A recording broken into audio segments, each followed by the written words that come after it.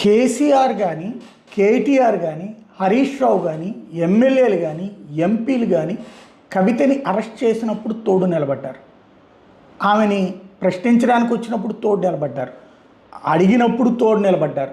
ED దర్యాప్తు అప్పుడు తోడు నిలబడ్డారు. సిబిఐ దర్యాప్తు అప్పుడు తోడు నిలబడ్డారు. అరెస్ట్ చేసినప్పుడు ఢిల్లీలోనూ తోడు నిలబడ్డారు.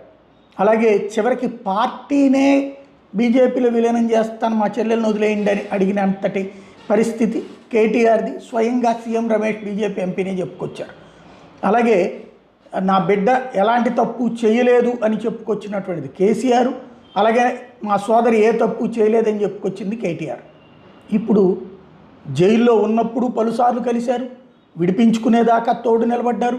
విడిచిపెట్టిన తర్వాత స్వయంగా కేటీఆర్ దగ్గరుండి బహిరంగ సభ పెట్టి వేదిక మీదకి తీసుకెళ్ళి ఆమెకి తోడు నిలబడి ఆమెడి ఉపన్యాసానికి అండగా నిలబడ్డారు.